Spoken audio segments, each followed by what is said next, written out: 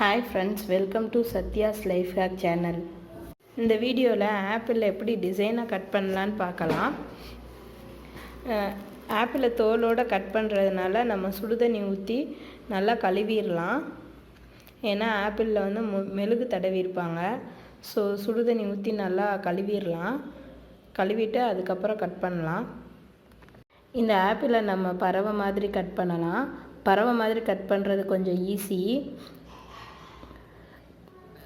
கிராஸாக கட் பண்ணிக்கிறணும்.